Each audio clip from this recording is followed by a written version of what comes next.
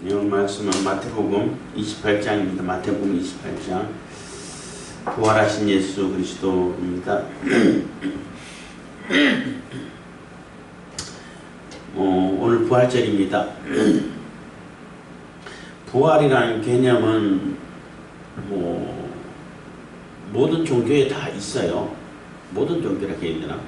하여튼 부활의 개념은 그 일반 계시에도 기록되어 있고 특별 계시 성경에도 기록되어 있고 부활이란 그런 개념도 다 가지고 있지만은 실질적으로 부활이 우리하고 관계됐다라고 생각하는 것은 너무나 이게 생소한 일인 것이고 우리하고는 우리 현 사람들 인간하고는 전혀 관계없는 저 신들의 세계에서만 있는 거라고 사람들이 여길 때가 많이 있다. 대부분 그렇게 생각하고 있다는 거죠. 물론 이집트의 미이라를 만드는 왕들이 미이라를 만들어가지고 보존하고 하는 것은 다 부활을 믿기 때문에 부활 사상이 있기 때문에 그렇게 만들어요. 그리고 예수님 제자들도 그렇고 그 여인들도 그렇고 마르다도 그런 얘기를 했잖아요. 마지막 때에 예수님 다시 오실 때 그때 부활할 줄 다 믿고 있다, 알고 있다 라고 얘기했는 것처럼 그러한 막연한 우리하고는 아주 현실 상황하고는 아주 멀리 있는 그러한 부활의 개념을 갖고 있었지만은 그 부활이 직접 눈앞에서 일어나고 보여지고 실질적으로 우리하고 관계되었다는 일이라는 것은 우리가 상상하기가 좀 힘들다는 거죠. 지금도 마찬가지로 사람들이 부활을 얘기하면은 다 그냥 콧방귀 뀌고 뭐 그런 일이 어떻게 있을 수 있냐 이렇게 생각하고 또 취급을 한다는 것입니다. 그렇지만 성경에서는 분명하게 그 부활이 눈앞에서 일어나는 그 현실이라는 것을 분명하게 보여주고 또 우리하고 직접 관계되어 있다라는 것을 얘기를 해주고 말씀해주고 있는 것입니다. 오늘 이제 부활절입니다. 그리고 부활절 안식일을 28장 1절 안식일이 다하여 가고 안식 후 첫날이 되려는 미명의 막달라 마리아와 다른 마리아가 무덤을 보러 왔더니 해서 이 막달라 마리아 또 다른 마리아 또 여러 여인들이 있었는데 여기는 두 사람만 나오지만은 그 여인들도 예수님께서 부활하실 거라는 그런 기대감을 가지고 찾아간 건 아니에요.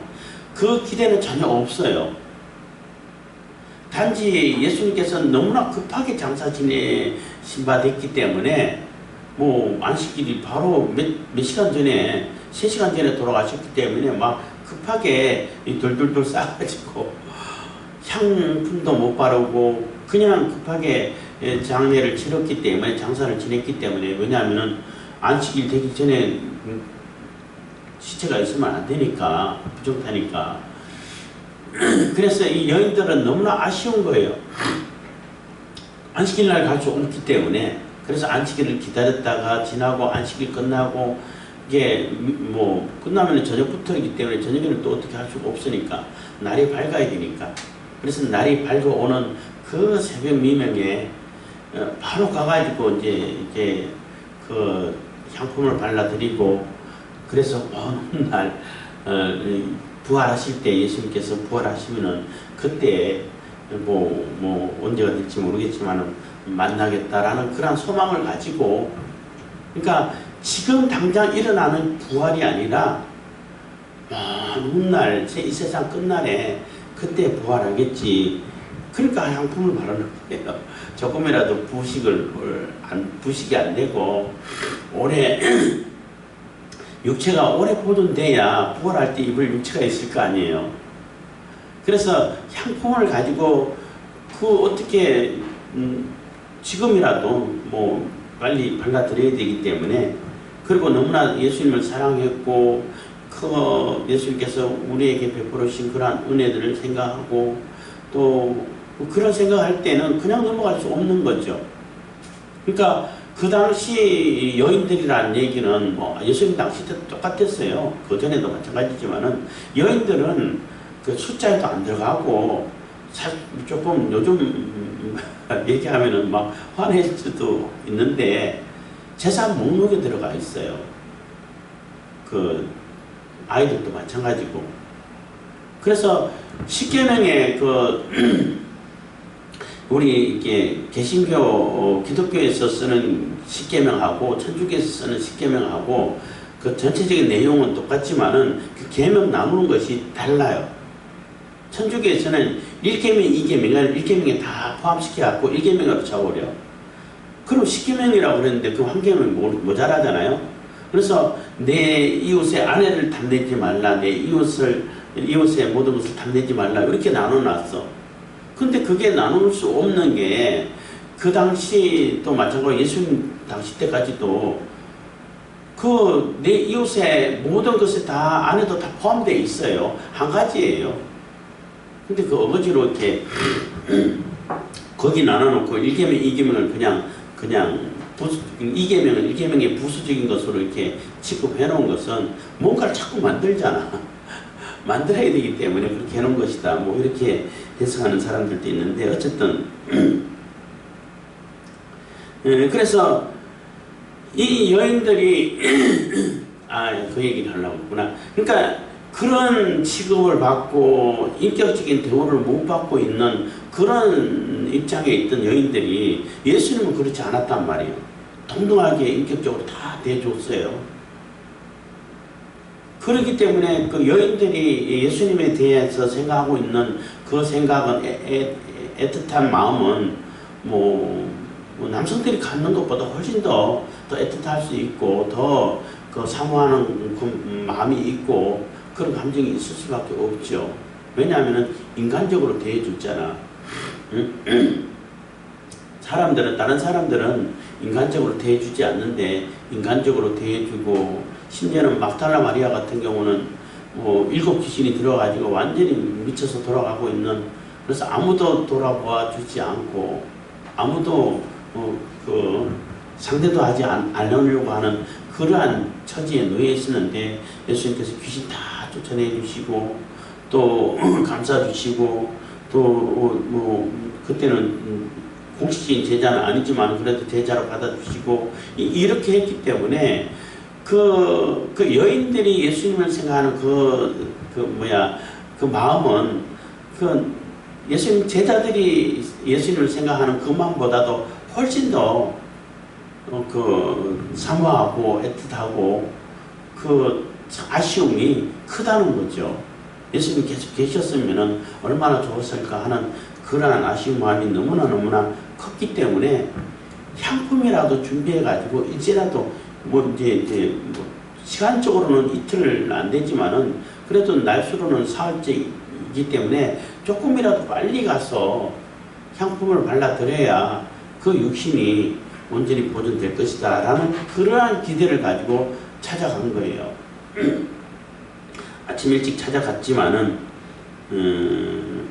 만나지를 못했다는 거죠. 2절입니다. 큰 지진이 나며 주의 천사가 하늘로서 내려와 돌을 굴려내고 그 위에 앉았는데, 그랬는데 전혀 기대함이 없고 다른 복음서에 보면은 여인들이 가면서 그 큰 돌을 어떻게 굴릴 것인가, 큰 돌을 장정들이 힘 좀 쓰는 장정들이 5-6명이 굴려야, 또 아니면 우리같이 저 같은 사람이면 한 10명 정도 굴려야 굴려갈 수 있는 그러한 돌인데, 그러니까 돌을 또 어떻게 만드느냐 하면은 이렇게 약간 이렇게 아게 파가지고 거기에 딱 들어갈 수 있도록 이게 굴을 만든다고 그래요.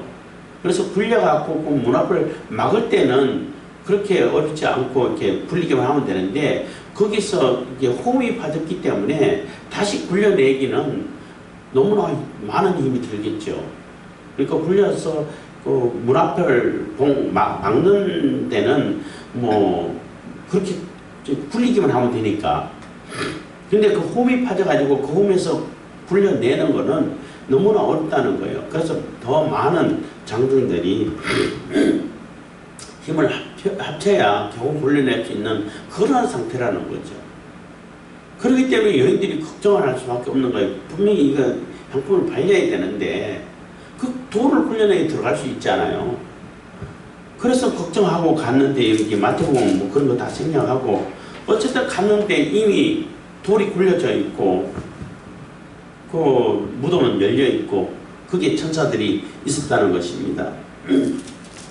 그래서 돌을 굴려내 큰 지진이 나며 주의 천사가 하늘로서 내려와 돌을 굴려내고 그 위에 앉았는데 그래서 큰 지진이 날 때 이 자연적인 지진이냐 그렇지는 않은 것 같아요. 그 주변 무덤 주변에 천사의 능력으로 이렇게 지진을 일으켜 가지고 돌을 이렇게 굴려내 버렸다는 것입니다. 뭐 지진을 안 일으켜도 뭐 천사는 충분히 돌을 굴려낼 수 있죠. 그래서 앉아 있는데 그 형상이 붉게 같고 그 옷은 눈같이 시건을 수직하던 자들이 저를 무서워하여 떨며 죽은 사람과 같이 되었더라. 기절했다라고 이렇게 다른 데는 나왔는데 그래서 그 천사가 그러니까 천사라고 그러면 사람들이 어떻게 상대할 수 있는 사람들이 건져갈 수 있는 그런 존재가 아니잖아요. 그래서 수직하는 자들도 다 눈으로 봤다는 거죠. 천사도 보게 됐고 막 지진이 나가지고 무덤 돌문이 그냥 굴러가 버리고 이러한 모습을 보다 보니까 너무나 두려워서 떨며 죽은 사람 같이 됐다는 얘기는 기절했다는 거예요. 거기서 기절해 버렸다는 겁니다. 천사가 여자들에게 일러 가로되 너희는 무서워 말라. 십자가에 못 박히신 예수를 너희가 찾는 줄을 내가 아노라. 그래서 그 여인들도 얼마나 두렵겠어요. 저희들이 그러니까 이 일상생활에서 볼 수 없는 그런 광경을 보았고 또 쉽게 볼 수 없는 영적인 존재인 천사를 보게 됐다는 것은 또 한 가지 두려움일 수밖에 없죠. 그래서 두려워하고 있는데 무서워하지 말아라. 십자가에 못 박히신 예수를 너희가 찾는 줄 다 안다.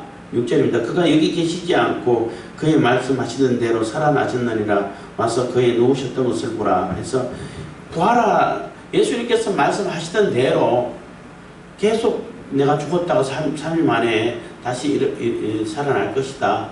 또 유대인들에게도 이 성전을 헐어라. 3일 만에 내가 일으키겠다. 부활하겠다는 얘기거든요. 자기 몸을 이렇게 상징하는 성전이라고 또 얘기를 해주고 있고 그래서 여러 번 얘기를 했다는 거예요. 그래서 그 말씀하시는 대로 실질적으로 살아났다는 거죠. 개념적으로 살아난 것이 아니라 실질적으로도 너희들이 눈앞에서 확인할 수 있을 만큼 확인할 수 있도록 살아나셨다는 것입니다. 그래서 뭐 예수님께서 누우셨던 것을 보니까 비어 있고 또 이렇게 뭐라 그러지 쌌던 것이 개켜져 있었다는 얘기인데 개켜 있다는 얘기는 이게 예수님 부활하셔가지고 따로 입을 개듯이 따로 겠다는 얘기가 아니라 그대로 입은 상태에서 그대로 내려앉아 있었다는 얘기예요. 그게 우리 육체 그러니까 시간과 공간의 제한을 받는 그러한 육체면은 불가능한 거죠. 어떻게 그대로 빠져나갈 수 있어요? 뱀이 허물을 벗듯이 그대로 쑥 빠져나갔다는 그러한 의미인데 그게 불가능한 거죠. 그래서 부활하신 예수 그리스도는 예수님은 그 제자들에게 나타나시기도 하고 또 뭐 여인들에게도 나타나시기도 하고 할 때에 순간적으로 나타나셨다 또 순간적으로 나가시고 순간 이동이 돼요. 시간과 공간의 제한을 안 받아. 그런 몸이기 때문에 가능하다는 것이고 또 부활하셨을 때에 요한복음 같은 경우는 들어갔을 때 예수님이 누우셨던 곳에 발끝에 머리끝에 천사 둘이 있었다고 그랬잖아요. 그게 그 모습이 어디서 우리가 어디하고 이렇게 연상이 되냐면은 겹쳐지냐면은 그 법궤의 그 뚜껑 속죄소라고 그러잖아요. 뚜껑이 속죄소인데 속죄소에 천사 둘이 날개를 펴가지고 마주보고 있잖아요. 그 사이에서 하나님께서 임재하시겠다고 그랬거든. 그거하고 이렇게 겹쳐지는 얘기가 되는 거예요. 예수님께서 거기에 임재하셨던 곳이다 라고 이렇게 알려질 수 있고 생각해 볼 수 있는 것입니다. 어쨌든 그가 여기 계시지 않고 그의 말씀하시는 대로 살아나셨느니라. 와서 그의 누우셨던 것을 보라. 7절입니다. 또 빨리 가서 그의 제자들에게 이르되 그가 죽은 자 가운데서 살아나셨고 너희보다 먼저 갈릴리로 가시나니 거기서 너희가 배우리라 하라. 보라 내가 너희에게 일렀느니라 하거늘. 8절 그 여자들이 무서움과 큰 기쁨으로 무덤을 빨리 떠나 제자들에게 알게 하려고 다름질할세. 예수께서 저희를 만나 가라사대 평안하니요 하시거늘. 여자들이 나아가 그 발을 붙잡고 경배하니 이에 예수께서 가라사대 무서워 말라. 가서 내 형제들에게 갈릴리로 가라 하라. 거기서 나를 보리라 하시니라.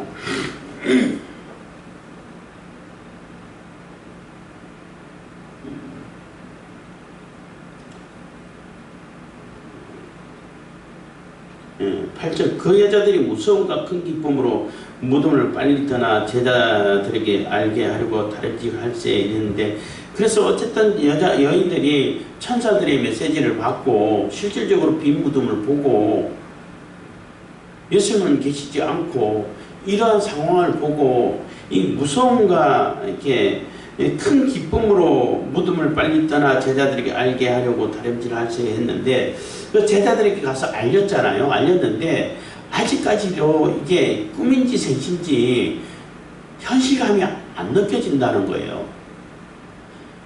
예수님께서 부활하셨다는 그 소식을 들을 때는 기쁘긴 기쁜데 이게 뭐지?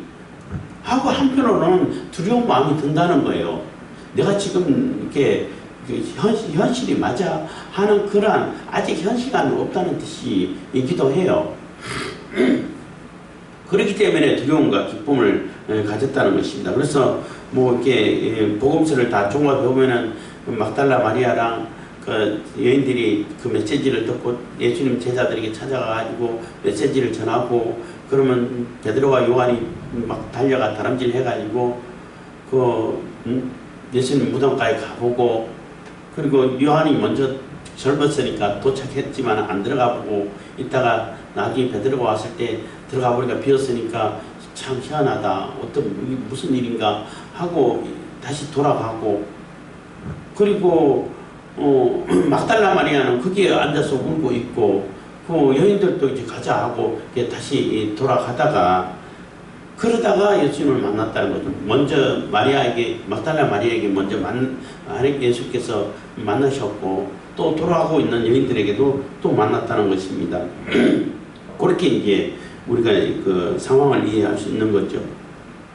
이에 예수께서 가라사대 무서워 말라. 거기 가서 형제들에게 갈릴리로 가라 하라. 거기서 나를 보리라 하니라. 그래서 예수께서 저희를 만나 가라사대 평안하뇨 하시거늘. 여자들이 나아가 그 발을 붙잡고 경배하니 해서 예수님께서 그 여인들에게 다 만나 주셨고, 또 이렇게 제자들에게 가서 알리라고 또 다시 또 증거를 했다. 그러니까 부활의 증인이 되라는 것이죠.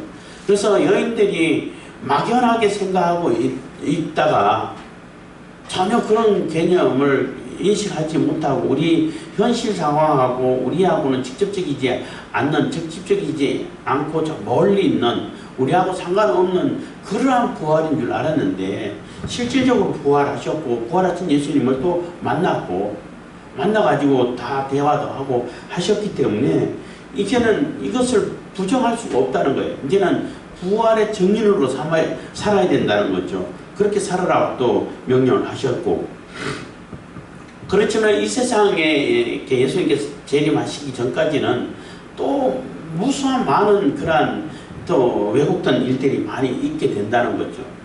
부활을 직접 보고 그러한 상황을, 물론 부활하신 예수님은 이 바스꾼들이 보지는 못했겠지만은 실질적으로 뭐 무덤이 굴러가고 천사가 나타나고 막 빛이 비치고 뭐 안에 있던 예수님 어디 그런가 사라져 버렸고, 자기들이 보초를 서가지고 아무도 건들 수 없도록 황제의 도장을 찍어가지고 이게 공연하고 있는데, 그에 대한 책임을 져야 되는데, 그래서 두려울 수밖에 없었다는 것입니다. 그래서 다 보았지만은 보았다고 해가지고 믿음이 생기는 것은 아니라는 거예요. 그런 현상을 봤다 할지라도.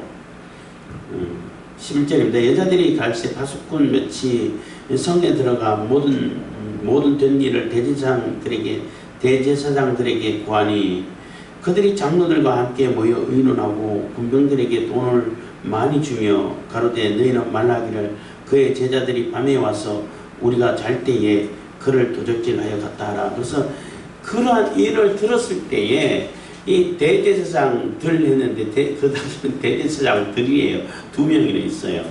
원래 대제사장은 한 사람밖에 없는데 돈 주고 이렇게 로마에서 임명하고 하다 보니까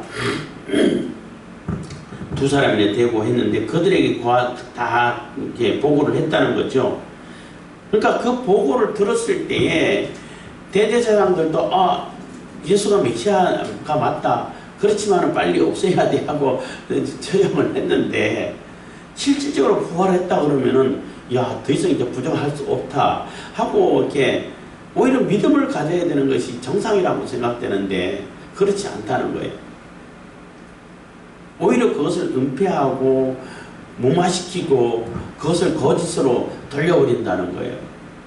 예수님께서 겟세마네 동산에서 피땀을 흘리면서 기도하실 때 정말로 그 간절한 모습, 최고의 막 심한 스트레스 속에서 기도할 수밖에 없었던 그러한 기도가 끝난다 하면은 너무나 여유가 있죠.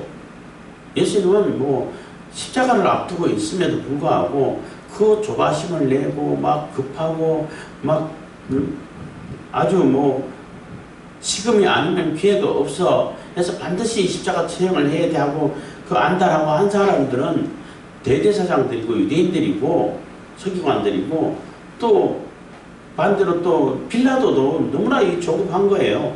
이게 어떻게 해야 되냐. 처형할 수는 없고 안 하면 자기가 당장 쫓겨나가지고 죽을 것 같고 이러한 모습인데 예수님께서는 불법으로 이렇게 판결을 받고 십자가를 치셨지만은 불법으로 판결했다고 해가지고 협박해가지고 판결을 얻어낸 거잖아요. 그렇다고 해가지고 다시 이거 무효야 그러지는 않잖아. 그대로 십자가 처형 당해요. 당하지만은 예수님께서는 이 부활을 기대하고 있었고 부활을 이렇게 계획하고 계셨기 때문에 전혀 자기의 그 고통은 고통스럽긴 하지만은 그래도 부활을 예비하셨기 때문에 그렇게 여유가 있었다고 볼 수 있는 거죠. 어쨌든 자꾸 이제 얘기가 자꾸 이렇게 옆으로 좀 새는데 이 대제사장들과 장로들은 이 사실조차도 이제는 가리고 왜곡시키고 싶은 거예요. 그러니까 이 대제사장들과 장로들은 당장 눈앞에 있는 이익을 놓을 수가 없는 거죠. 예수님 부활하셨다는 거, 그 다음에 일어난 일들은 그 다음이고, 그때 가서 당할 수밖에 없는 것이고, 지금 당장에 있는 그러한 일들을 무마시키고 거짓으로 매도하고 또 왜곡시키고 싶은 거예요. 그래서 사람들에게 퍼져나가지 않게끔 하고 싶은 거라는 얘기죠. 그래서 그들이 급하게 장로들을 불러서 의논해가지고 이것을 이렇게 빨리 왜곡시켜서 감추자라는 그런 결론을 냈다는 것입니다. 그래서 군병들에게 돈을 많이 주면서 그 군병들에게 너희는 말하기를 그의 제자들이 밤에 와서 우리가 잘 때에 그를 도적질하여 갔다 하라 했는데 여기 문장 자체가 말 자체가 앞뒤가 안 맞아요. 모순이라는 거죠. 그러니까 말하는데 그의 제자들이 밤에 와서 우리랑 싸워가지고 우리를 막 내동댕이 치고 그렇게 훔쳐가서 그러면 말이 맞는데 자고 있을 때 제자들인지 아닌지 어떻게 알아요? 자고 있는데 제자들인지 누군지 어떻게 아냐고. 그리고 또한 제자들이라 알았다 할지라도 꽤나 알았다 할지라도 그 제자들이면은 당장 가서 체포해 와야 되는 거 아니야? 그 황제의 봉인이 돼 있는 그 문을 굴리고 뚜둑 뜯고 찾아갔는데 당장 체포해가지고 처벌해야 되지 않냐는 거죠. 그런 거 하나도 없다는 거죠. 그래서 그 말 자체가 앞뒤가 안 맞지만은 그래도 그렇게 소문을 내라는 거죠.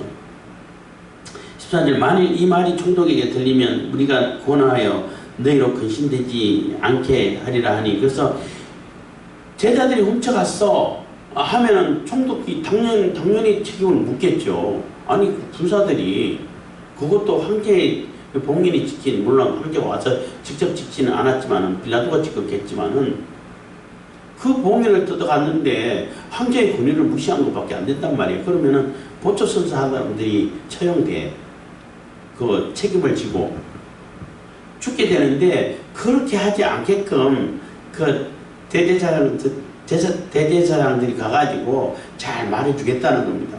그러니까 걱정하지 말고 그렇게 얘기 좀 해달라 하고 돈을 많이 주고 보냈다는 거죠. 15절 군병들이 돈을 받고 가르친 대로 하였으니 이 말이 오늘날까지 유대인 가운데 두루 퍼지니라. 그래서 군병들은 또 이렇게 돈도 많이 챙기니까 시키는 대로 또 그렇게 거짓말을 퍼뜨렸다는 겁니다.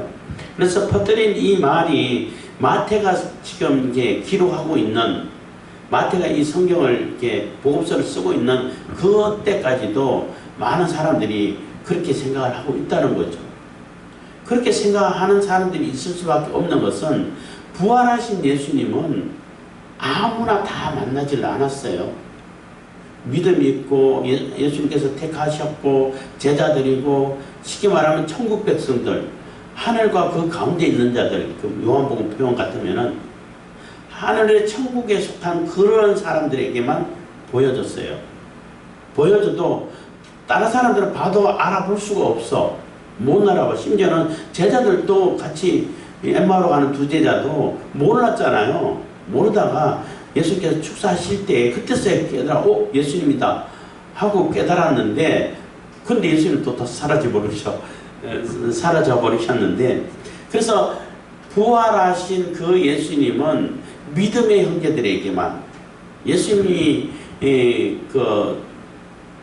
함께하는 우리 임마누엘을 이룰 수 있는 그 사람들에게만 보여졌기 때문에 그 외 다른 사람들에게는 볼 수 없는 상황이다 보니까 그런 거짓말을 다 믿을 수밖에 없고 그렇게 또 소문을 퍼뜨릴 수밖에 없다는 거예요. 이게 이제 우리가 살아가는 이 세상의 딜레마라고 해야 되나? 하여튼 그러한 어려운 점이라고 말할 수 있는데 부활하신 예수님은 아무나에게 만나주지 않는다는 거예요. 하나님의 백성들에게만 주게 됐다는 것이죠. 그런데 문제는 재림하신 예수님은 모든 존재가 알아볼 수 있게끔 오신다는 거죠.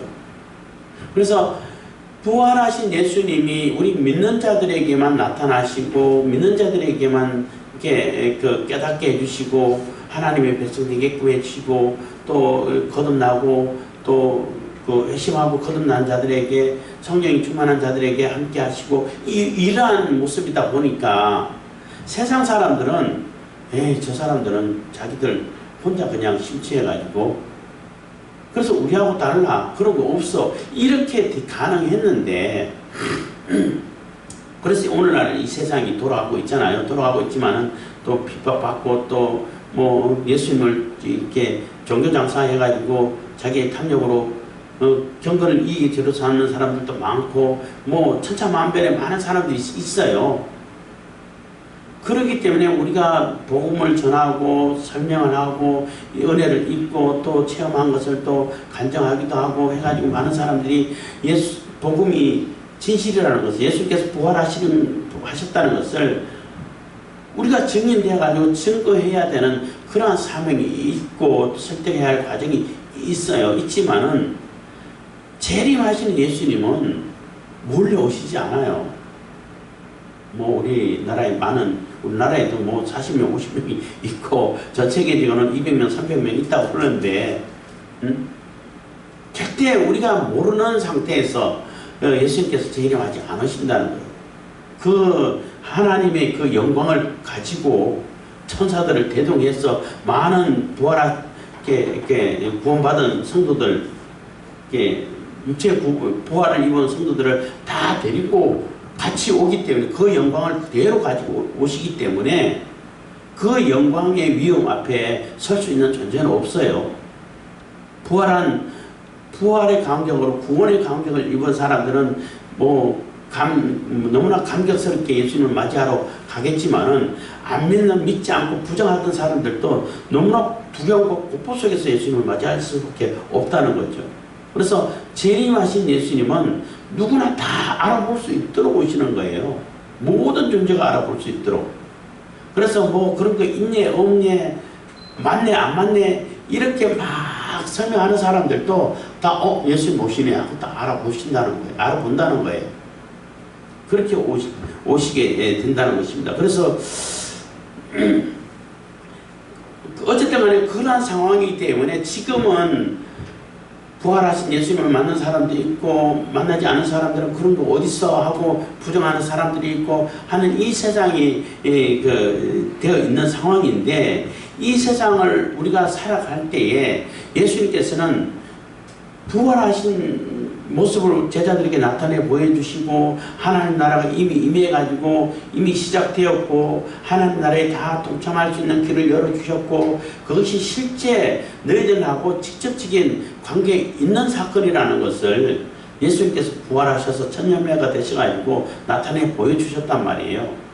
보여주셨기 때문에 이제 남은 이 하나님 나라를 확장시켜가고 많은 사람들에게 또 하나님 나라에 동참할 수 있는 그러한 기회를 열어주셨는데, 동참할 수 있도록 만들어가는 그러한 사명은 제자들에게 맡겨주셨다는 거예요. 그래서 16절부터는 이제 지상명령을 내리는 그러한 장면인 것입니다. 11제자가 갈릴리에 가서 예수의 명하시던 산에 이르러, 그래서 갈릴리에 가가지고 예수의 명하시던 산, 어떤 산일까 구체적으로 명하지 않았기 때문에, 구체적으로 설명하지 않았기 때문에 단정할 수는 없겠지만은 늘 제자들이 만나서 예수님께서 가르치셨고 또 말씀하시고 이렇게만 얘기해도 예수님께서 명하시는 그 산이야 하면 그 산 알아볼 수 있는 산이라는 거예요. 굳이 다르게 설명 안 해도 제자들이 다 알 수 있는 산이라는 거죠. 그래서 추측하기는 아마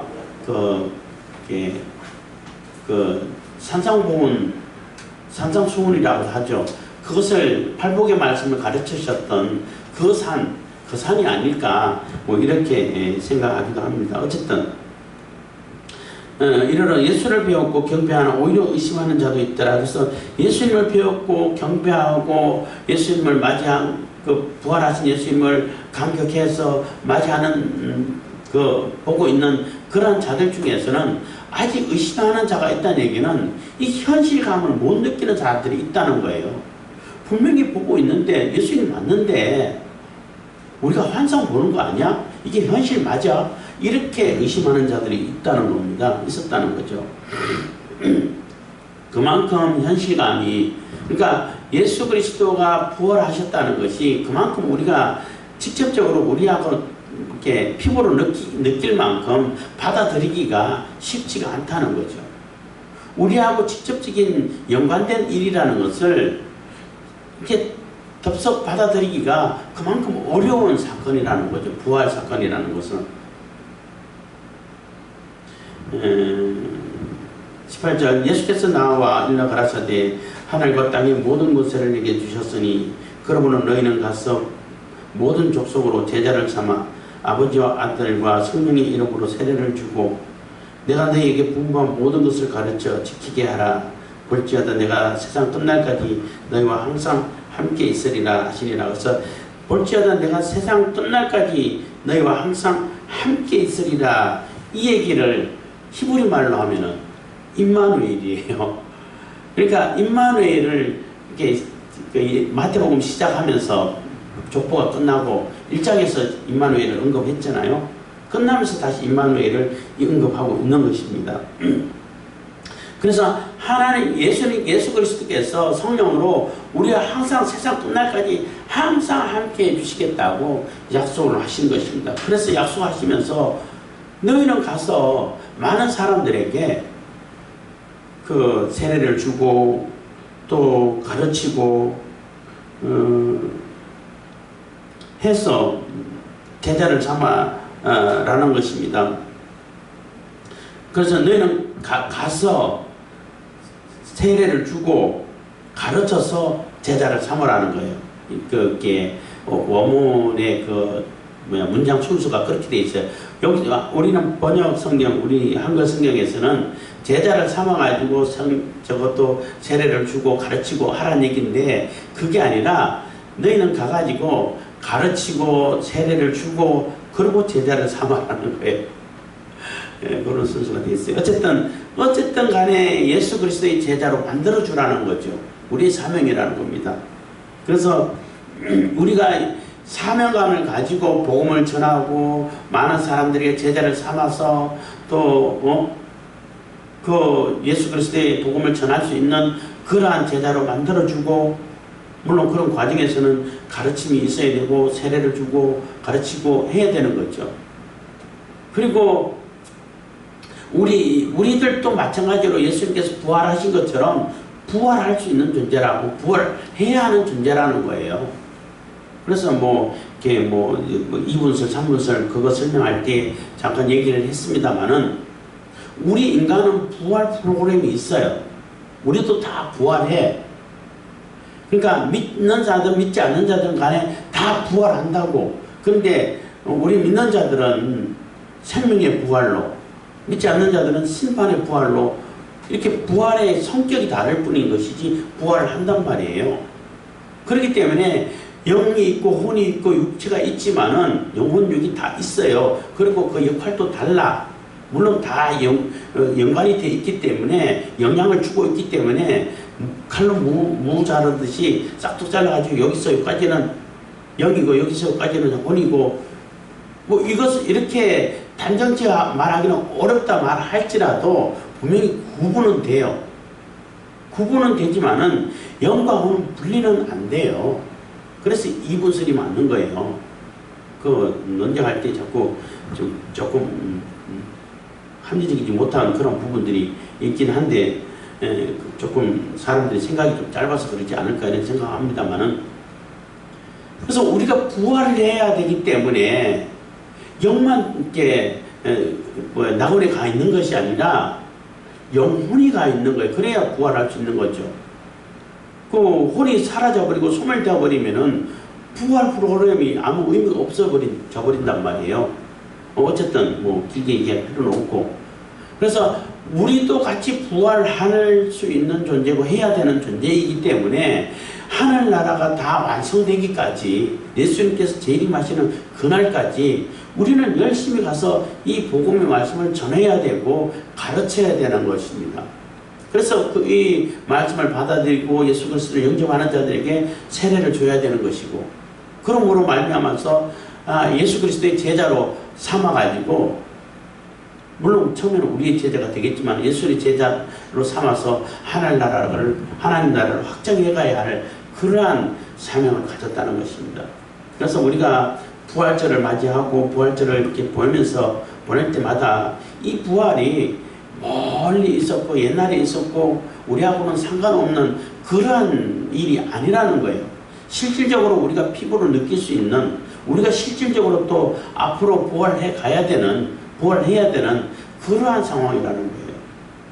그래서 예수님께서 직접 부활하심으로 그동안 예수님께서 가르치셨던 것, 하나님께서 말씀하셨던 것, 또 구약에 예언했던 것, 일반 계시에 다 기록된 것이 실체라는 것을, 사실이라는 것을 이렇게 말씀해 주고 있는 것입니다. 기도하겠습니다. 사랑해 주시니 감사합니다. 이 시간에도 은혜와 복을 베푸시면 감사드립니다.